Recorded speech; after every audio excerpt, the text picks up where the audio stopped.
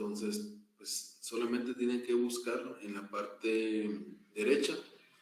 Allí está el link donde dice unirme y pues no hay nada más que hacer. Eso es todo.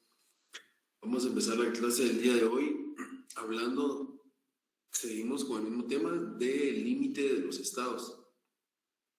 Dentro de esto, entonces, en la clase pasada abarcamos algunos temas como los límites del mar y pues también hablamos un tanto sobre las fronteras y los límites, es decir, el espacio terrestre, y pues ahora nos toca abarcar el espacio aéreo y el espacio extraatmosférico. Cuando hablamos de espacio aéreo, como para tener una idea general, podemos decir que, bueno, primero en contexto, este espacio aéreo anteriormente no era de interés para ninguno de los estados, ya que no podía ser explotado. Sin embargo, ahora hay diversas formas de explotarlos. Desde que podemos hablar desde transporte de personas, carga, correo, incluso para la guerra. Pero su importancia se evidenció desde la Primera Guerra Mundial. De hecho, hay varios convenios sobre la extensión del espacio aéreo. Cuando hablo de extensión es pues la medida hasta donde puede tener soberanía un estado sobre el espacio aéreo. La extensión del espacio aéreo siempre ha sido, como les digo, un punto tal vez no tan claro, porque pues no es que el suelo sea uniforme, entonces tiene que tener un máximo y un mínimo, entonces es muy difícil determinarlo. Sin embargo, hay un consenso, y ese consenso es que el espacio aéreo termina y se extiende hasta donde las naves comerciales más sofisticadas pueden volar.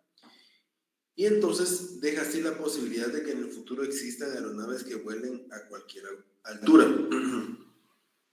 En teoría, entonces, comienza el espacio extraatmosférico hasta donde la nave comercial más moderna puede volar. En donde termina el espacio aéreo, comienza el espacio extraatmosférico. Esta extensión de la que estamos hablando, de conformidad con las posibilidades de las naves modernas, podríamos decir que se sitúa entre 55,000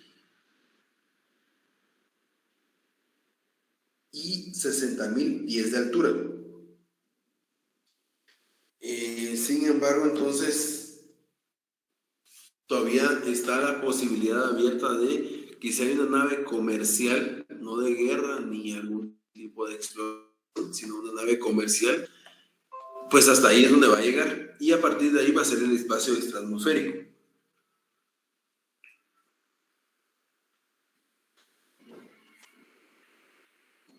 Cuando hablamos de la soberanía en este espacio, hay un convenio que es el Convenio de Chicago de 1944, en donde se afirmó, o se reafirmó más bien, la idea de la soberanía de los estados sobre el espacio aéreo, que se encuentra sobre sus respectivos territorios,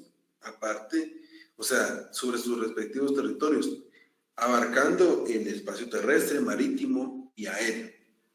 Este convenio lo que buscaba era regular y reafirmar la soberanía de los estados sobre su espacio aéreo.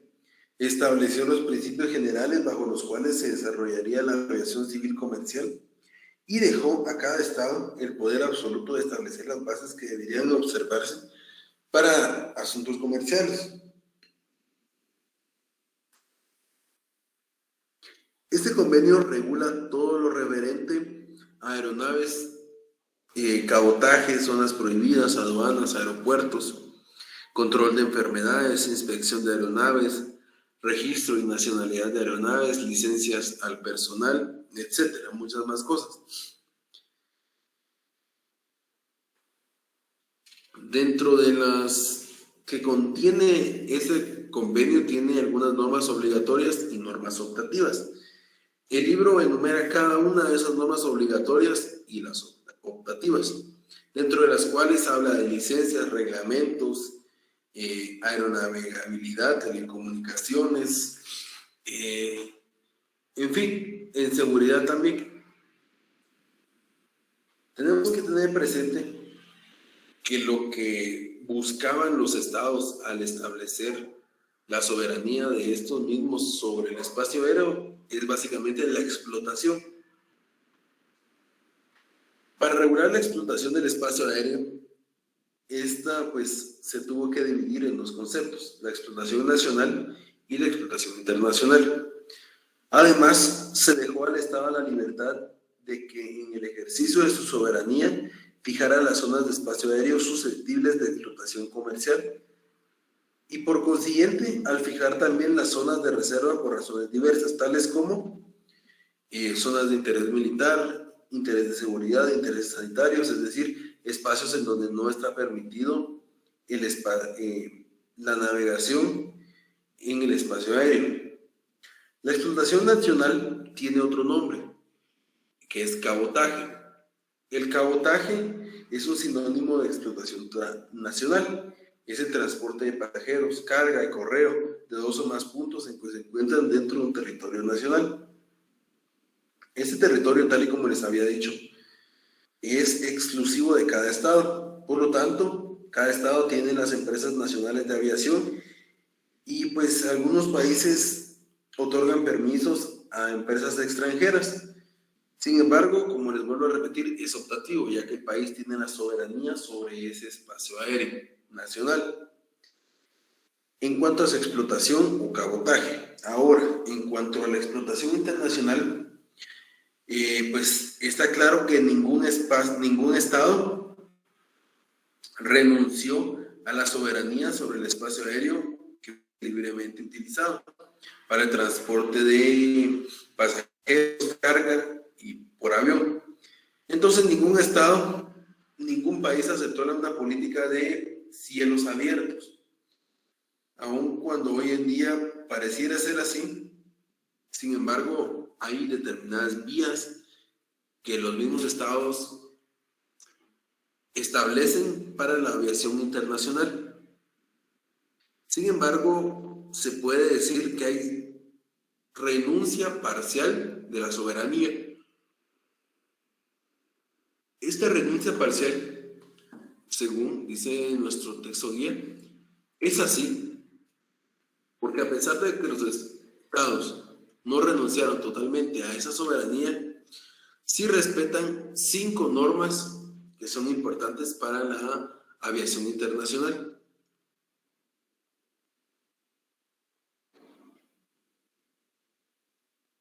Dentro de esas 5 normas, que se llaman libertades técnicas o libertades del aire, están también divididas. 2 libertades se consideran como técnicas y las otras 3 como libertades comerciales.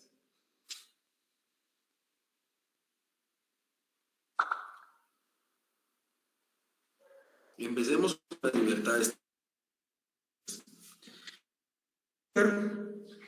Tenemos la primera libertad del aire, es decir, estas libertades que tienen que respetar sí o sí los países en la aviación internacional.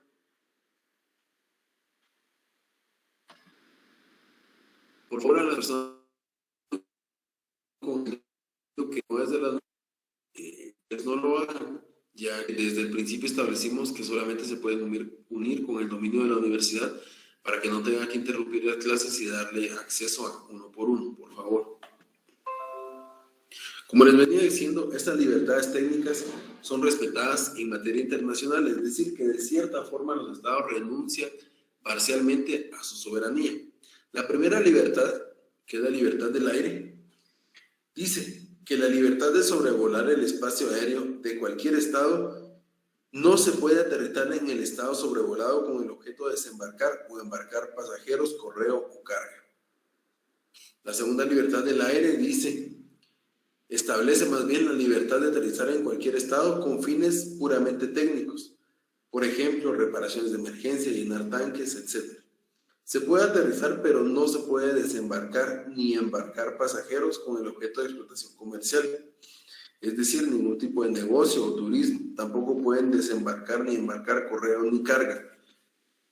Estas dos primeras libertades del aire se consideran como técnicas, porque simplemente estamos hablando de un paso inocente, tema que ya tocamos en la clase anterior. Es una cuestión técnica. Por ejemplo, algún avión con armas que venga de Inglaterra y que aterrice en Santo Domingo y ahí fue detenido, pues no podía ser detenido puesto que su parada fue técnica. Este fue un caso netamente guatemalteco. Y las libertades comerciales, que son las tres restantes. Estas libertades tienen como fundamento un negocio. Las otras eran simplemente técnicas, como por ejemplo el transporte de pasajeros, carga, correo, siempre y cuando sea remunerado entre dos o más estados. La tercera libertad del aire es la libertad o el derecho de desembarcar pasajeros, carga y correo provenientes de estado cuya matrícula porta la aeronave. La cuarta libertad es el derecho de embarcar pasajeros, carga y correo con destino al estado cuya matrícula porte la nave. Es decir, pues que estas matrículas estas naves tienen determinada matrícula de donde provienen y pues ahí sí libremente pueden embarcar y desembarcar pasajeros o correo. Y la última, que es la quinta libertad del aire, es el derecho de embarcar pasajeros, carga y correo en un estado diferente al estado de matrícula de la aeronave con destino a otro tercer estado, diferente del estado de la matrícula de la aeronave. Y esta quinta libertad es la más flexible ya que admite muchas variantes. Aquí estamos hablando de 3 o más países. Pues media vez tenga permiso, la aeronave es permitido. Estas 5 libertades del aire las encontramos en el Convenio de Chicago, que establece que estas libertades son económico-comerciales, no estaban incluidas en el intercambio mutuo multilateral que se hicieron las partes contratantes. Lo que pasó fue que dejó a los estados a la libertad de negociarlas en forma que mejor les convenga. Aquellos estados que representen un atractivo general, por ejemplo, turismo, para negocios, para inversiones o para el comercio en general, se considera un espacio aéreo como un verdadero patrimonio nacional, ya que es sumamente explotado y va a tener ganancias para ese estado, ya que permite el desplazamiento rápido y económico, así como seguros para los usuarios. En nuestro libro guía aparecen unas gráficas en donde están enumeradas las 5 libertades del aire. Estas 5 libertades del aire quizá, pues al momento de estudiar, les sean a ustedes más comprensibles si es que analizan la gráfica que tiene nuestro libro guía. En las gráficas simplemente son ejemplos de cómo interpretar esas garantías, esas libertades del aire. Y están las 5 enumeradas y explicadas por medio de las gráficas uno por uno. Hasta el día de hoy, no se ha establecido una forma particular y homogénea en el ejercicio de la soberanía sobre el espacio aéreo para el uso de las libertades del aire económico-comerciales. Existen 3 formas de tratados bilaterales aéreos, permisos específicos de operación y contratos de transporte aéreo. Es decir, que las formas en que se puede establecer cómo se va a explotar el espacio aéreo puede ser por medio de tratados aéreos, simplemente de permisos específicos de operación y contratos de transporte aéreo. Los tratados bilaterales de los que estamos hablando, se establecen más o menos las disposiciones más importantes, asuntos relacionados, por ejemplo, con intercambios de rutas, servicios de tierra, impuestos, exoneraciones, y pues las cuestiones más difíciles de negociar. En los permisos específicos de operación, que es la otra forma de explotar el espacio aéreo, se da cuando entre 2 estados no existe un tratado bilateral como el que acabamos de explicar. Entonces las líneas aéreas solicitan permiso de operar una ruta Y pues en este caso el Estado que primero acuerda el permiso exige al otro Estado que se le otorga una reciprocidad, es decir, que también el Estado que pide permiso de utilizar el espacio aéreo del otro exige una reciprocidad para que sea al revés y que el Estado que otorgó el permiso a su vez también pueda sobrevolar el Estado al cual le otorgó ese permiso. Y por último, el contrato de transporte aéreo. Este es el más usado. Generalmente para el estudio son contratos muy específicos. Sin embargo, nuestra ley de aviación civil contempla precisamente esta forma como complemento para los permisos de los tratados. En la práctica podemos afirmar que está completamente al margen de la tendencia mundial nuestra ley de aviación civil, porque es un tanto antigua. Sin embargo, deja la posibilidad abierta para utilizar el contrato de transporte aéreo y así se puedan completar los tratados bilaterales y los permisos específicos de operación. En el artículo 68 de la Ley de Aviación Civil dice que es potestativo del Gobierno de la República y por medio del Ministerio de Comunicaciones y Obras Públicas contratar con empresas aéreas para establecer y explotar servicios públicos internacionales de transporte aéreo. Tales contratos se ajustarán siempre a la Constitución de la República, a los convenios internacionales y a la Ley de Aviación Civil guatemalteca. En el artículo 69 de esta misma ley dice que serán aplicables los contratos para servicios internacionales las disposiciones de algunos otros artículos en donde toca los temas de permisos específicos de operación y tratados bilaterales aéreos.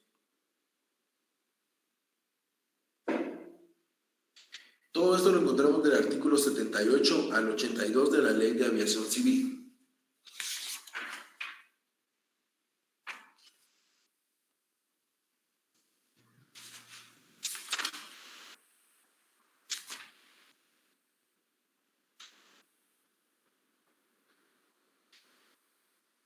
Es muy importante establecer pues, un punto relacionado con las guerras. En la actualidad, desde que se dio la guerra de Irak, en donde la Organización de las Naciones Unidas, la ONU, introdujo una nueva restricción de carácter internacional sobre algunos espacios aéreos. Esta restricción es básicamente declarar zonas de exclusión aérea.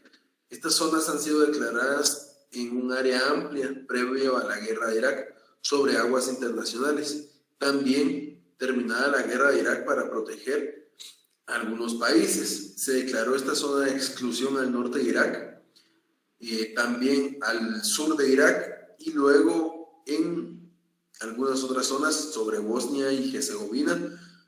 Lo que buscan estas zonas de exclusión aérea es proteger básicamente a los países vecinos o a algunos habitantes de esos países y que sean zonas restringidas en donde las naves militares y cualquier tipo de nave no puedan volar.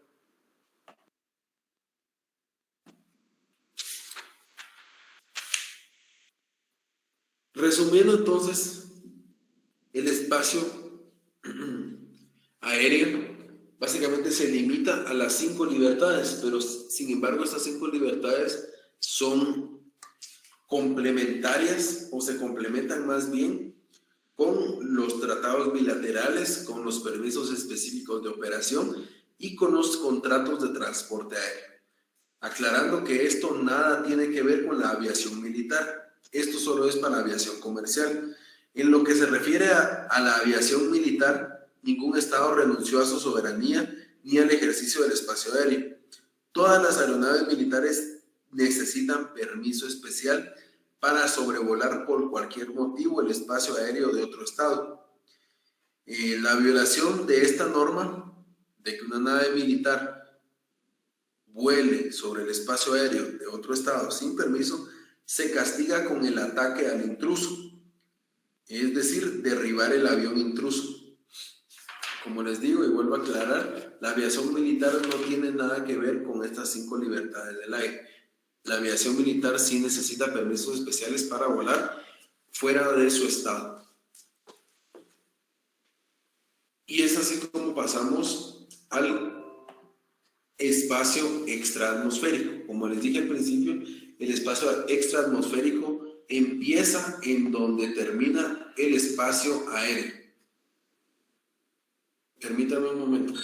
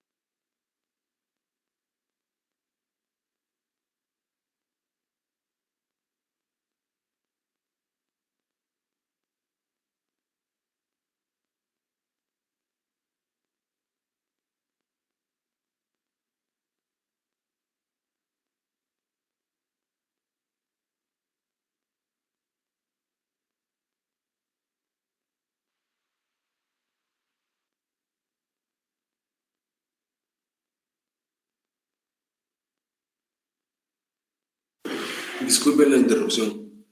Bueno, entonces, como les decía, el espacio extraatmosférico es hasta donde llega el espacio aéreo.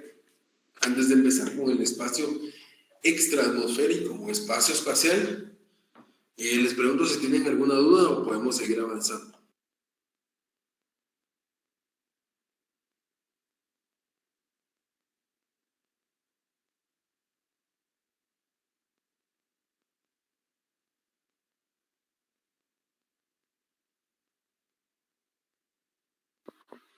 Ahí está todo claro, licenciado. Buenas tardes. Todo claro, licenciado.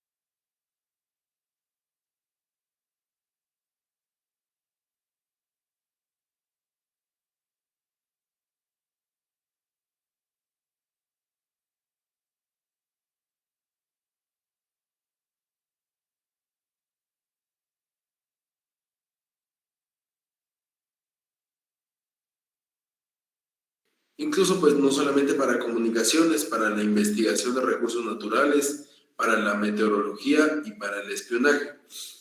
Desde el punto de vista jurídico, el derecho relativo y más relacionado con el espacio extraatmosférico presenta algunos problemas que se podrían traducir, por ejemplo, en establecer las fronteras entre el espacio extraatmosférico y el espacio aéreo. Como les dije anteriormente, como la norma general es que el espacio extraatmosférico comienza donde termina el espacio aéreo. De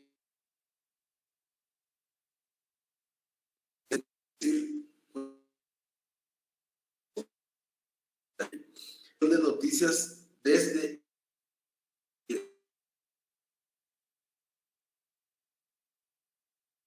de espacio extraatmosférico, responsables por daños causados en su superficie,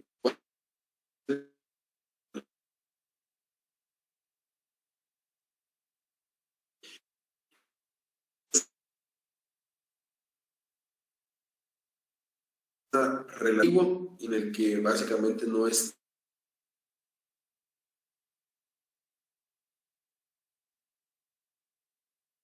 realidad, pues, hay dos corrientes de cómo en donde comienza la pragmática, se afirma principia donde generalmente y con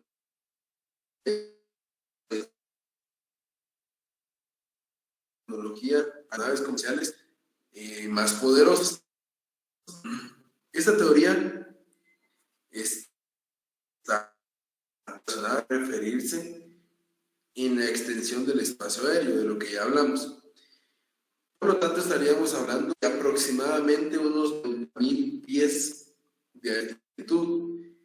Esta misma línea es donde se encuentra un punto concreto después de los 90 o los 100 kilómetros de altura.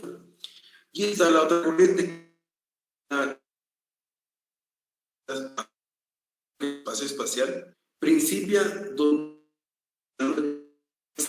existen altas temperaturas, ausencia de agua, densidad, radiación atómica, etc.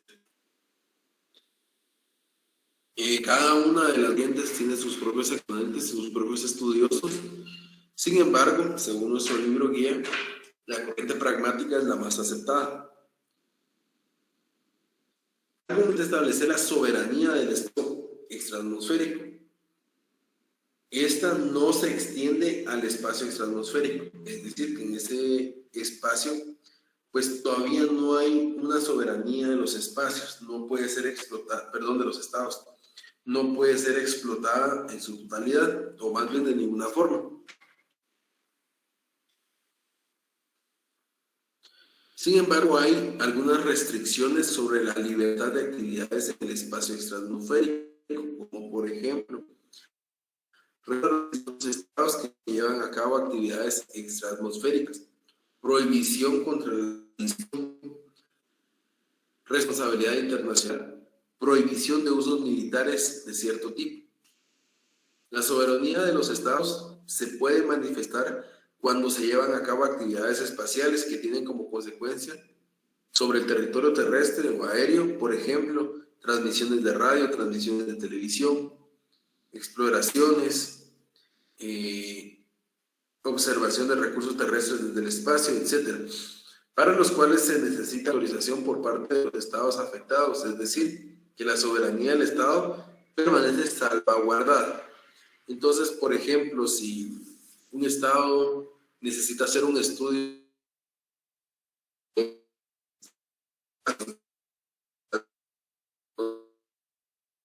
cuando se encuentra en la Tierra, no necesariamente está explorando el espacio.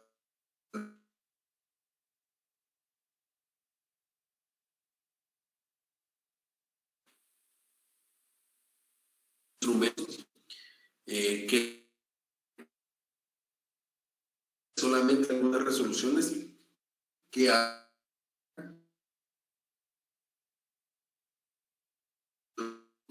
y un espacio. Generalmente hablan de la explotación y el uso del espacio debe llevarse a cabo para un beneficio en el interés de toda la humanidad.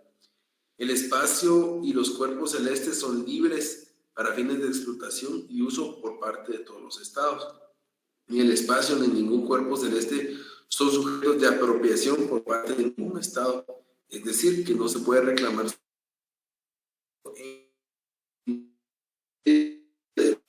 internacional la realidad de los estados a la explotación y exploración del espacio celeste debe llevarse a cabo en conformidad con el derecho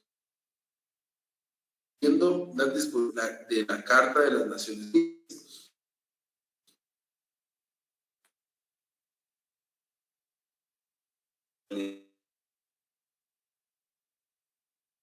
Por la exploración del espacio y cuerpos.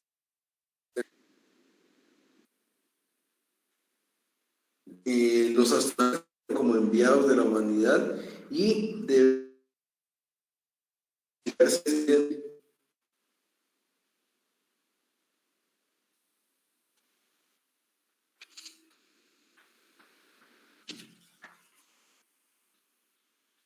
el espacio extraatmosférico, a pesar de lo dispuesto en algunas disposiciones y resoluciones de la Organización de las Naciones Unidas, los estados más desarrollados despliegan actividades que tienden a utilizar militarmente el espacio extraatmosférico. Sin embargo, esto no es permitido. Pero algunos estados lo hacen, incluso solamente lo hacen en los estados, sino hay empresas privadas que ya explotan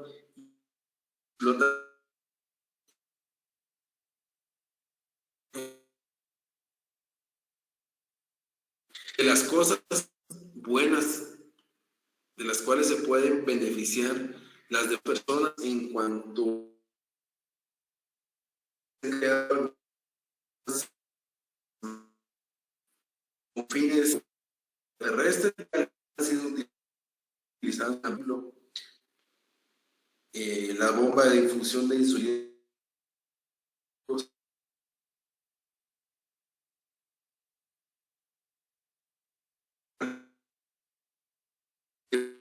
eléctricas, sillas de ruedas con tecnología avanzada, vehículos controlados para personas con capacidades diferentes, imágenes de resonancia magnética para el cuerpo humano, reciclaje de agua, aparatos de percepción sónica para los sordomudos, vidrios resistentes a los raspones, máquinas de leer para las personas que son ciegas, sistemas de respiración para los bomberos, frenos de corrección dental, motores avanzados, y en fin.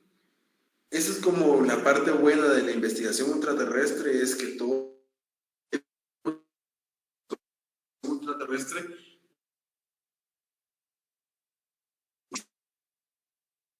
los medios de transporte. Esto fue la clase del día de hoy. No quedar tarea por esta semana. Y les pregunto si tienen alguna duda o damos por finalizada la clase. Buenas noches, Lica. Ya digo que ahí estamos. Gracias. Gracias, Lucelena. Bueno, entonces eso fue todo por hoy. Por favor, pueden empezar a hacer el resumen final. Ya hablamos de este resumen final que va a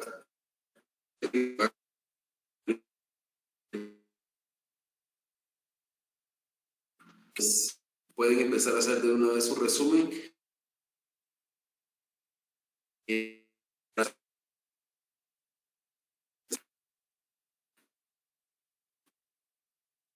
Feliz noche, Lee.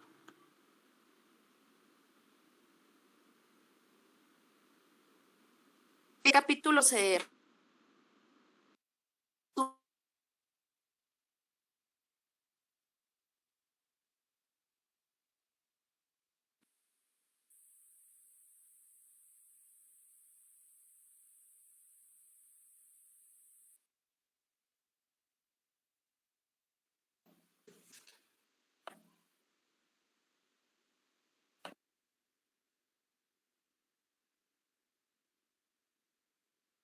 un poco a la finalización.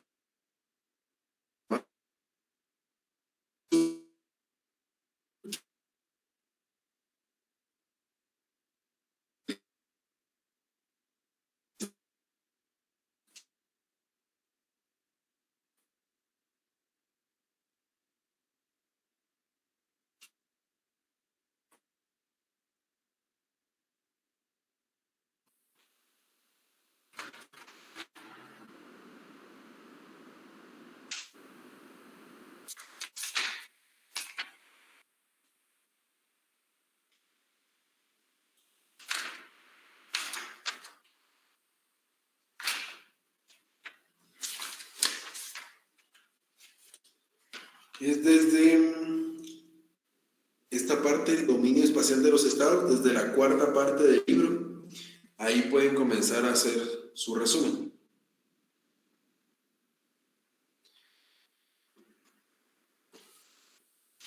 Muy bien, Liz, muchas gracias.